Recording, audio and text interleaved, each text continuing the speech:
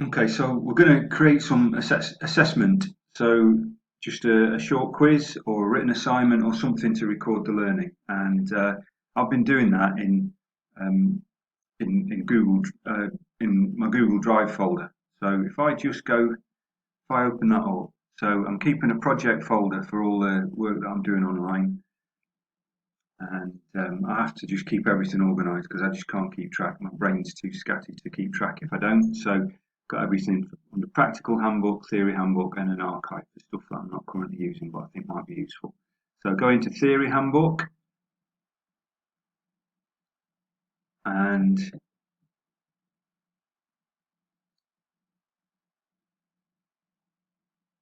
you can see that I'm creating a folder for each unit. Open up unit 201, and I've got a folder for each lesson as well. So let's create a new folder for lesson 4.1. And the format for this is dead simple. I'm not complicating this. There isn't time to get really sophisticated with this. So I've just got a really simple quiz, and I've got a template here. So this is my template. I'm going to copy it. So make a copy.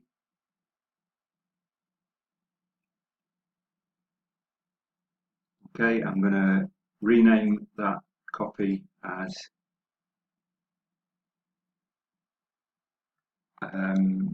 foundations substructure.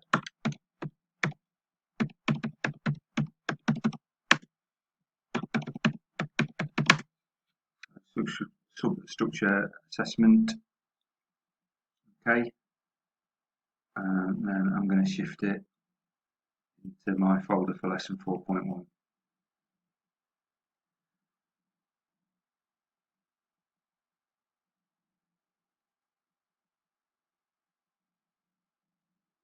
Okay, so I'm just open that up, rename everything.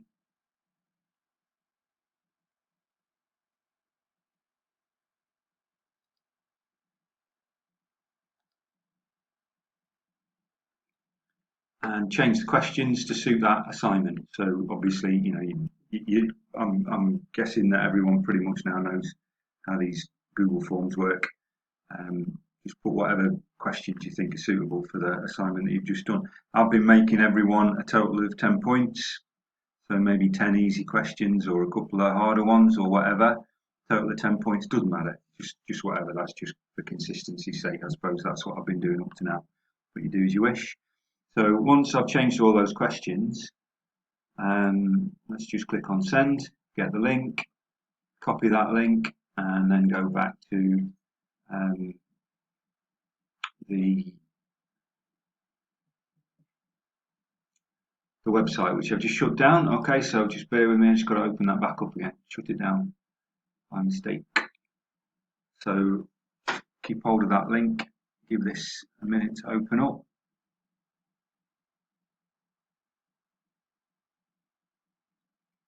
So obviously I need to get back to the page that I was on, which was 1.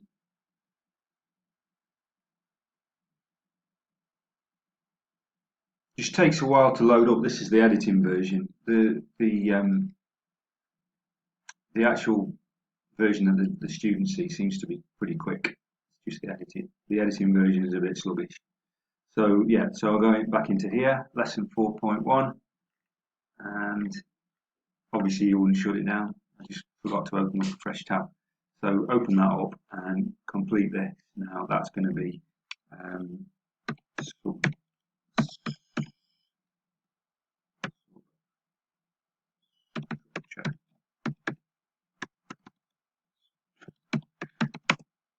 quiz. Highlight it, click on the link, insert that link. Now away we go. So that should link up to that quiz that we just built.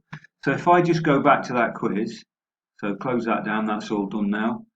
Obviously in real time I've got to change the questions. But the other thing that I want to do is go into responses, click on the little Norwegian flag and create a spreadsheet. So create a new spreadsheet.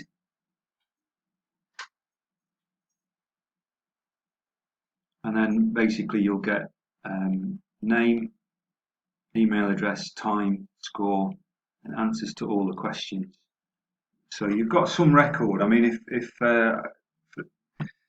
whether or not this is necessary to have all this, and it's with the technicals, it's all about the final assessment really. They don't not particularly bothered about the formative assessment, but I think it helps to have a record of it. And it helps to plan your individual learning plans and whatnot, and it just gives evidence that we're actually that our students are learning. So I guess it's a good idea. But what I'm also doing is bearing in mind the time constraints that everybody's under. I'm trying to make it so these are either self-marking, or if it's not self-marking, that the students know there's no expectation that I'm going to give it a mark and get back to them on it.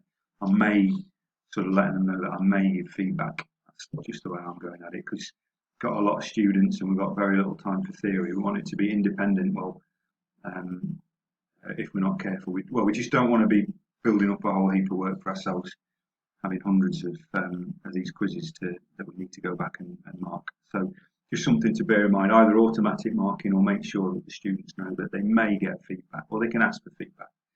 Some of the keener ones might ask you, and you could just go back and find these spreadsheets. So if I go back now, hang on, back into lesson 4.1. So what we got now, we've got a quiz that's linked to the website, and we've got like a tracker just for that one particular quiz. And that's about it. So if we just want to see how all that looks, publish your work so far, view it, and just check, make sure everything works. So we've got Unit 201, Lesson 4.1, substructure, we've got an intro, we've got a link, which works. We've got some personal targets, we've got a range description, we've got an activity with a link, which works. That's taking them straight to the Smart Screen resource. And obviously they're going to need a password to get into that, but once they've got a password and once they've saved it on their device, that's important, get them to save it, otherwise you're constantly looking for passwords. And they've got access to this. The City and Guild stuff is a bit slow, to be honest. It's good when they get in there, that's pretty nifty once it's actually there. Okay, so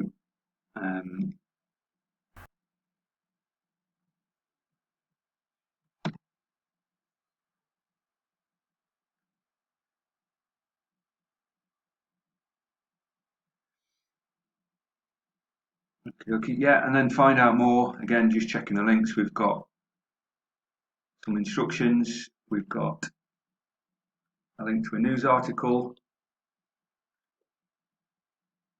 another news article, got a video.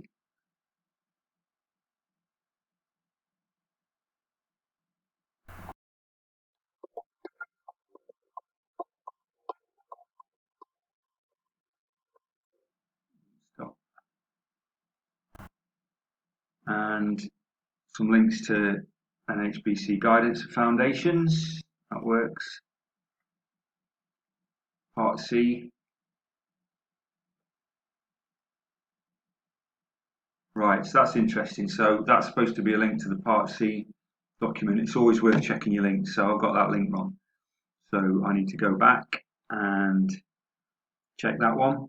So make a note, check that link, and HSE guidance on working below ground level pictures. It's always good if you can find something that's a bit more pictorial. Yeah, so I've lost my Part C, so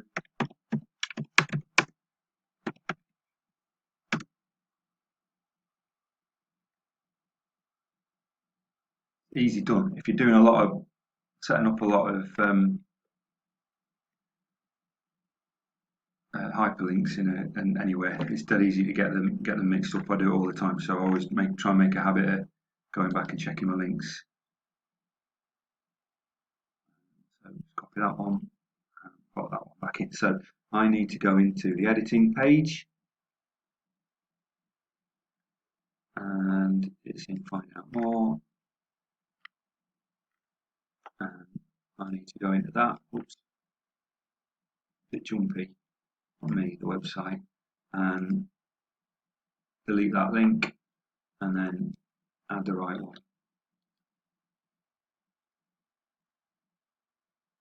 Okay, and don't forget to publish.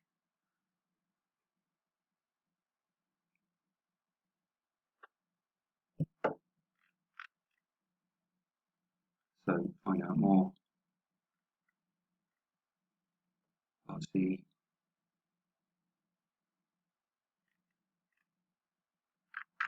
Okay, so that's working, and then the last one is what have you learned? It should take me to a quiz substructure assessment. Okay, and that's that.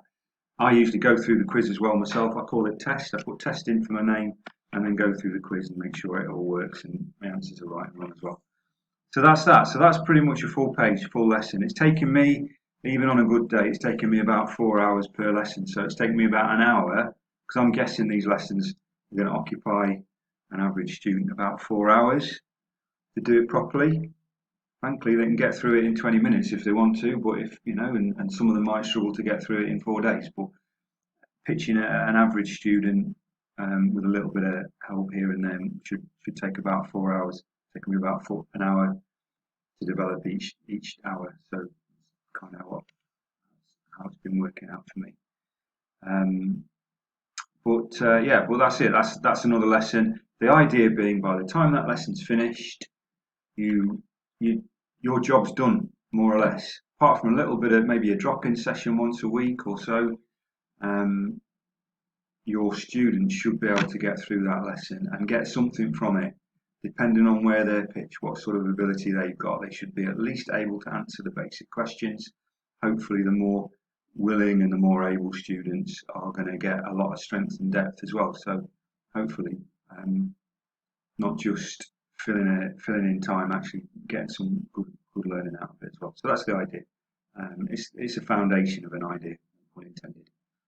And I'm hoping that it's something that others can build on and make a lot better as time goes by. That's that. Okie dokie. So there's going to be another couple of videos. So in this video we had a ready-made activity on Smart Screen. The next video I'm going to show you how to create your own interactive activities if there isn't one on Smart Screen. So if you check their mapping document, City and Guilds, and there's nothing for the lesson that you want to teach, then this is how we build one ourselves. Okay, so that's the next session.